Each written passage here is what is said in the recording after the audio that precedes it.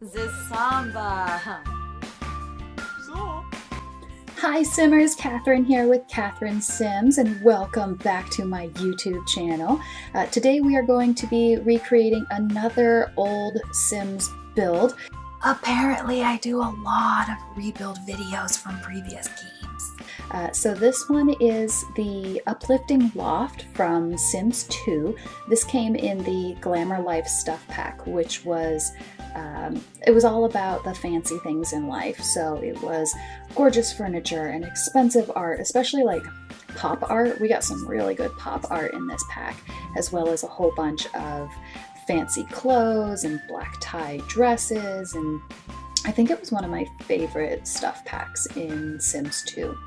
So we decided that we're going to be rebuilding that lot with some updated additions a la The Sims 4. So the first thing you saw me do here was build up this the square size that we needed. This is a, I think it was a 14 by 10 when I did that, and that's based directly off the picture from The Sims 2. So we built that box, put the box for the upper level right on top, and then deleted that lower box, which is a really cool landscaping trick that I want us to take the time to talk about in a little bit more detail another day. Once we did that, I needed some columns. When I was practice building this, the columns that I had wanted couldn't line up properly on the grid in relation to the house in the reference picture. So I built that grid out of these square columns instead. Not built the grid, I built the square columns to fit around the grid a little bit better, more like our reference photo. So that it would just kind of fill in where I needed it to be, but it would also give it some support. When I was doing some research on this one to get my reference photos for how it looked originally, I was looking at a lot of their different columns and what it was saying online, and it was showing that there was difficulty for players to be placing furniture down in the house originally, the one that Maxis had done, because those columns could only support so far out. Being able to not only create a second level, but to create a second level that is unsupported by the laws of physics is just such a cool feature in The Sims 4, and I think it really opens us up to a lot of different possibilities. I do want to point out here, it turns out that a lot of the styles that were in the Glamour Life pack didn't really get converted into Sims 4 very well, so I had to make do with a lot of substitute pieces. For example, the previous windows were a little bit shorter than this, but still very large. Obviously that door is not the same. With the inside doors on those two side rooms, I wanted to get a very modern and sleek feel out of it, like in the original pack, but the pickings were kind of slim. I ended up with a very similar problem in the kitchen over here, where I'm trying to figure out how to make it warm the same way that I feel like the Glamour Life stuff was warm. But again, I'm running into the same problem of just not having the same pieces. I didn't have the same dining room chairs by any stretch of the imagination.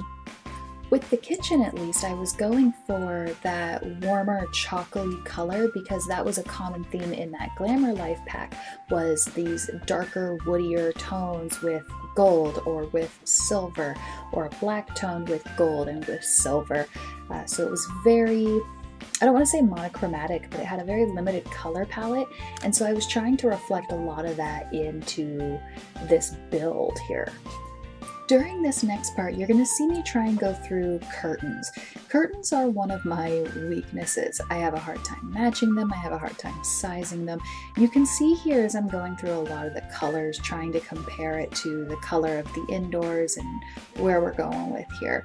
I eventually found this two-step curtain that I could just enlarge, and it would cover all three of the windows pretty well. I don't like how simple and gaudy it is, but it fit the best, and this was a really good match to the color scheme that I was going with. So that's just a 2-step curtain that we enlarged to make as a 4-step. And just as a reminder, you will shrink something or enlarge something by using the square brackets on your keyboard, and that can help to get things the size that you need and want them to be.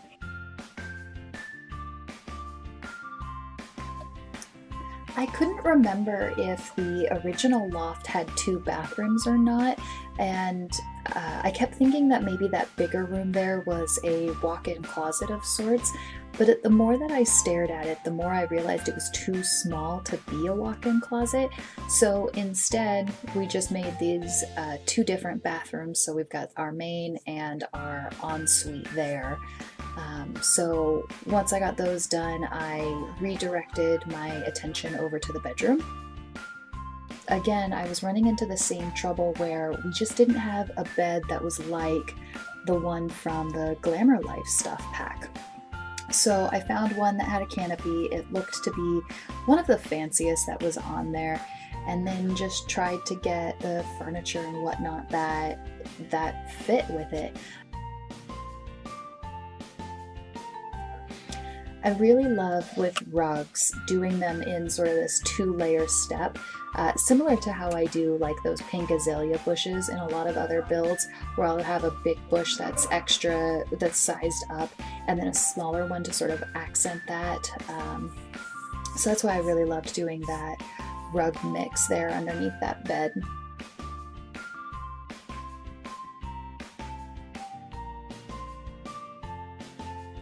Again, I keep having trouble with curtains, and I'm really hoping that the more that I practice for this channel especially, the better I'll get at identifying the curtains and being able to just navigate through the catalog. Fitting them, sizing them has been a struggle for me, so you know, that's something I can say that I put practice into today. As much as I love wallpaper, I really struggle when it comes to the outside of houses for painting that, and I spent a tremendous amount of time just going through different paint swatches and trying to find a marble coloring in order to make that outside look very, very similar to the original and to the glamorous lifestyle that we were trying to mimic. After that, I turned my attention up to the roof.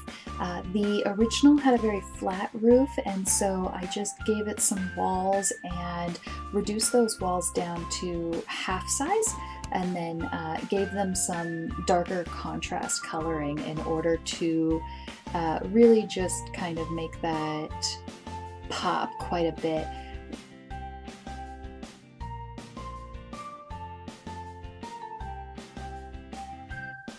Here we are back inside again, and I'm trying to tackle this open space that I really just don't have any idea what to do with. I did end up putting a bar here, the stereo, and the dance area, so that way our Sims could have a good time with some friends over. Very similar to the advertisement for the original Sims 2 Glamour Pack, which I'll attach at the end of the video if you want to see some early 2000s goodness. So it's so funny to me. You know, I actually thought it was kind of clever to move the microwave over there and put the extra decoration on the back of the microwave so you couldn't really see how ugly that was. So I'm pretty proud of how that one turned out, actually, especially in contrast with that painting for the wine glass. So yeah, this was really shaping up to be a great house. I very much have enjoyed building this and decorating this so far. We're getting into the part of the video now where we're working on the terrain, and what I'm trying to do is build a hill over on one side and put some rocks around it here to make it look like it's a stone creation of a water fountain, or a waterfall actually. And I create this effect by having those terrain tools reset part of the terrain to a greater height and then covering up that height, and then building in the pool on the top, and then another pool on that lower level. I wanted my pool to have some fountains to mimic a waterfall, so I just grabbed some of the jets here out of our fountain tool and placed them up against the rocks on the top so that they were coming down to meet the second one. I buried a couple of these jets in the rocks themselves to kind of look like it was splashing off the rocks and then down in. The other trick that you may find helpful is going into the basement level and adding in the jets down there using your bb.move objects, and then just an up or down to place those jet settings where you need them to be. Some of these tasks you really just have to be patient with. The last thing that we're going to do here is cover up the patio with some patio furniture. I still want this to go with this sleek and kind of modern feel to the overall house. You know, this was another thing that was not included in the original design, but I went ahead and put it in ours because, you know, we kind of went off the rails with design. Like, let's just be totally honest here. And so it's got all the same bones and it's got very similar color structure, but we've really just changed a lot of the design on that. Let's go ahead and check the price tag on this bad boy, huh? 123,000 simoleons. Oof, that hurts. Reminds me of the end of the trailer, huh?